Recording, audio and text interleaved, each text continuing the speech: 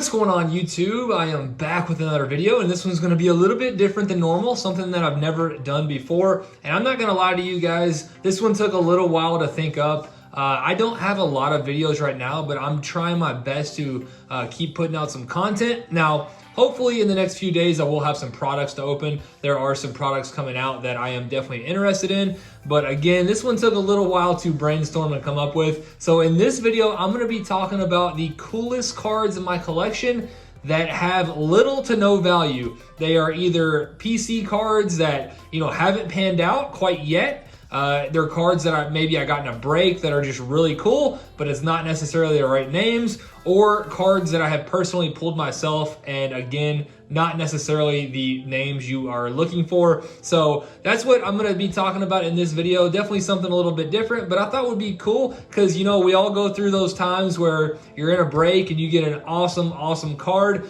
but maybe it wasn't the player that you were looking for, or you have a PC of a certain player and it just never pans out. So I guess it's kind of similar to the videos where you see of people talking about the worst investments they've made, but I didn't necessarily want to talk about investments. These are cards that are, again, either PC players or pools that, awesome cards, just not the right players. So that's what we're going to talk about in this one. But before we do get into that list, I just want to take a quick pause and hear a word from today's sponsor. As many of you all might know, the price of some collectibles such as sports cards and video games has seen a lot of upward movement over the last year. I think a lot of people would probably be interested in investing in some of those items. However, the price tag is just out of reach for most people, and that is where today's sponsor of the video, Otis, comes in.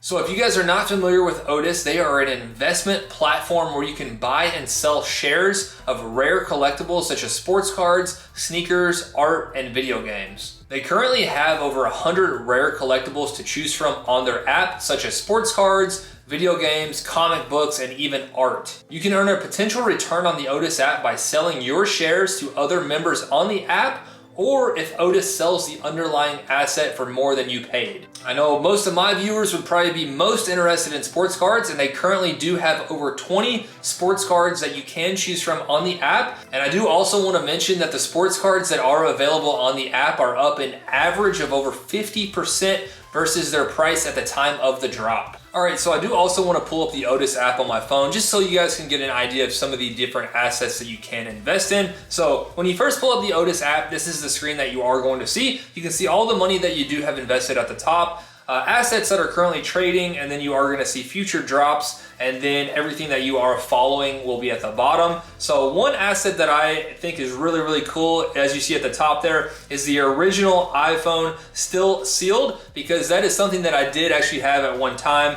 So very cool. And as always, when I mention the Otis app, I love how you can learn so much about all the different assets on the platform. If you look there where it says highlights, it talks about the phone, it talks about the scarcity, and just everything you would need to know about different assets you can learn from the Otis app. And then I do want to go back and just kind of look at the different categories. As you see, their most popular is at the top. Then you do have art, video games, comics, sneakers, collectibles, trading cards, sports memorabilia, and then Pokemon at the bottom. So a lot of different assets that you do have the potential to invest in. So if you guys are interested, make sure to download the Otis app and click the link in the description. And when you sign up and fund your account, you will get your first share for free.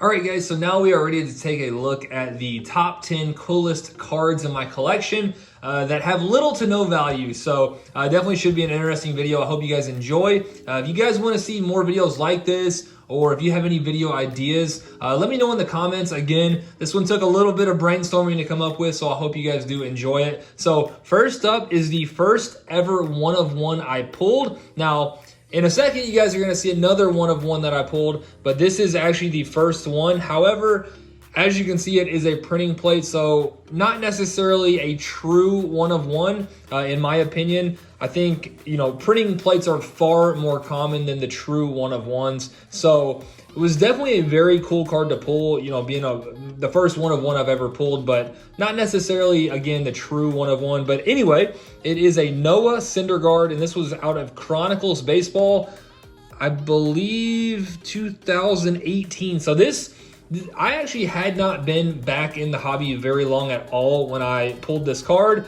I got in a few Chronicles breaks and picked up some Chronicles retail at like Walmart and Target. And that was back when, honestly, I didn't even know that the Panini baseball stuff didn't have a ton of value because they didn't have the license. I was pretty much brand new in the hobby and, pulled a Noah Syndergaard 1/1. And I'm thinking like, this is going to be a crazy card, worth a ton of money being a 1/1. And then I learned that printing plates aren't necessarily super sought after cards, but still, definitely cool. And I've held on to it to this day because it is the first 1/1 I've ever pulled. So very, very cool card there. Noah Syndergaard, printing plate 1/1, again, out of Chronicles. And next up, the first ever true 1/1 I pulled. And you guys might have seen this one recently on the channel. I did open a lot of these select cello or value packs, fat packs, whatever you want to call them. So this one did come out of this year's select football, and it came out of retail, if you can believe that, a 1/1 out of retail. Actually, I guess you have to believe it because it's a retail insert. It is the certified insert, and it is a Jalen Reagor. Unfortunately, not his teammate named Jalen. Jalen Hurts is probably the one that you would be looking for. So again, since this is Jalen Reagor, not necessarily super valuable. Honestly, and as you see there, the 1/1 in the bottom corner, honestly, probably still does have a little bit of value. I would total guess maybe somewhere around $100 just for the fact that it is a 1/1. But again, you're going to see some other cards on the list that do have some value. Just, if it was maybe a teammate or, the top player of the class would just be crazy, crazy valuable. So Jalen Reagor, 1/1 out of select. And then next one, this one did actually come from a break. So the first Color Blast I've ever hit did come out of Prism Soccer this year, the Premier League. And I was in I believe a random team break on Wolves card breaks. And I don't even remember, West Ham United is the team. And it is Sebastian Haller, not really sure how to say that. Honestly, of the entire Color Blast checklist, this one might be the worst one. He doesn't even play for West Ham United any longer. So there are, if you hit a Christian Pulisic or I can't remember some of the other ones. Mason Mount, maybe he might be on there. But there are some monster names on the Color Blast checklist. And unfortunately, I hit Sebastian Haller, which very, very cool card. I was pumped to even get a Color Blast because these are extremely, extremely rare. Typically very, very valuable, but this one not so much. Again, if I had to guess, maybe somewhere similar to the Jalen Reagor, around, honestly, $50 to $100. Honestly, I have no idea, but a very, very cool card, very rare. And next up, I actually have two cards to show. Just wanted to show a Ryan Finley. Now, this one I did pull myself. I picked up, I believe, 2 or 3 of these select Cosmic packs from last year. One of my absolute favorite parallels of any product. I love the Genesis, the Nebulas, the Cosmic. Kind of has like the outer space look. Just for whatever reason, love those cards. So this one is kind of like a combo between the White Sparkle and the Nebula. But anyway, unfortunately, it was Ryan Finley. I forget who were the top quarterbacks in his class. I am completely drawing a blank on the quarterbacks that you wanted. I know, one player I wanted for sure. It wasn't his rookie year, but would have loved to have gotten a Lamar Jackson. But unfortunately, we did hit a Ryan Finley. And then I also did want to show this one as well because I actually picked this one up myself on eBay back before he had ever played for the Bengals, which I don't want to go too far into that, but I think they really, really screwed Ryan Finley, throwing him in there against probably the best team in the league at the time, the Ravens, who were just absolutely on fire, and he got destroyed against them.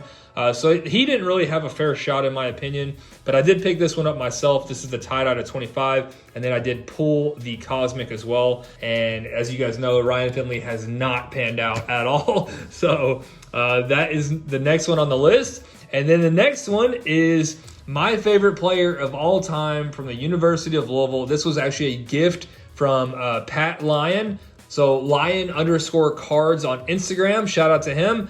He actually gifted me the Russ Smith Select RPA Gold out of 10. So super, super cool card. Nasty patch. In my opinion, he definitely should have made it in the NBA. Didn't really get a fair chance. If you guys just look up some clips on YouTube of Russ Smith. He is undersized, but he can score with the absolute best of them. You know, I think he set the G League record. He set records over in China. So just an absolutely insane scorer. So very, very cool card. Number 1 of 10, my favorite player at U of L of all time. And next up, can you imagine if this one was a Trae Young or a Luka? You know, I put a lot of my investments back in the 18-19 class were Wendell Carter Jr. and Dante DiVincenzo. I just, you know, wish I had invested more in Luka and Trae, but that's just how it goes sometimes. You never know what's going to happen. So we do have the courtside Wendell Carter tie-dye to 25. And this is just one random card I picked. I have so many nice Wendell Carter cards, and unfortunately he has not panned out yet. I do still think he has a lot of potential. He's had some injuries. He's on the Bulls. The Bulls have just been awful the last couple of years. So I'm not giving up hope on Wendell Carter yet, but just definitely has not panned out yet. So courtside tie-dye number to 25, very, very cool card. And next up, again from the 18-19 class, Landry Shamit. I did actually want to show another one. I just went ahead and threw the zebra in there, but I do have this one out of Select. These are from the national packs. It's the pink parallel number to 4. So super, super short print, Landry Shamit, jersey number 1 of 4. Unfortunately, again, he has not panned out. I kind of saw him as being like a Fred VanVleet kind of player who was going to be a really, really solid role player who could light it up. He's a very, very good shooter, played for Wichita State, but I think he's kind of been traded around, maybe had some injuries as well, so just, you know, has not panned out yet. So Landry Shamit, courtside zebra. And then next one up, you guys already knew, I mentioned Shamit, I mentioned Wendell Carter. DiVincenzo, my guy, unfortunately out for the playoffs this year. He was finally starting to play really well, showing the potential that I saw in him, starting for the Bucks, putting up some solid numbers. Gets hurt, out for the playoffs. Very, very unfortunate. So I do have the PSA 10 optic checkerboard. This was a Pop 1 a while back. I've not checked in a long time. Could still be a Pop 1. And again, this one was a tough decision. I wanted to show this one as well. The Draft Night Auto out of Status. This one was pulled out of a Status Blaster, number to 32. Very, very rare card. So I wanted to show that one as well. But Dante DiVincenzo checkerboard is the next one on the list. And then this one makes the list just because it is a BGS 10. The only BGS 10 I do have in my collection, and Kobe White stuff has just absolutely tanked this year. You know, I haven't really been following him super closely, but I think he's still been playing okay. But his stuff is just absolutely tanked, as well as a lot of other players. Definitely, you know, dip in the market right now. But this one makes the list just because, again, it is a BGS 10, very, very rare, hard to get grade. And honestly, don't really know the value on this one, but I would probably not be willing to let it go right now, just, you know, for what I think it would probably go for. You know, don't want to let it go for that. Have some attachment to that one just because it is a BGS 10. And then the next one up, you guys might have been able to guess. I had some incorrect picks in the 18-19 class, and then I had an incorrect pick in the 19-20 class, that's for sure. So Sekou Doumbouya, guy is just loaded with talent and potential. Very, very young player. I think he was one of, if not the youngest player in the 19-20 class.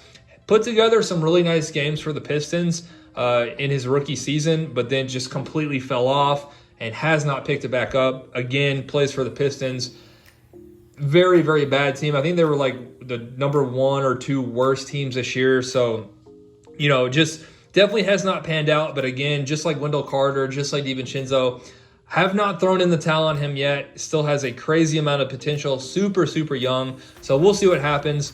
but again, you know, just has not panned out quite yet. So another PC player. I do have a BGS 9.5 Spectra RPA, and this one is numbered to 49. Again, you guys know I love that like cosmic outer space look. I think it just looks so cool. So very, very cool card here, but not going to have a ton of value, especially right now. So that is going to do it for the top 10 coolest cards in my collection that don't really have a ton of value. So hope you guys enjoyed this one. Let me know in the comments, what was your favorite card on the list? I would definitely be interested to know. So again, hope you enjoyed, and I will see you soon.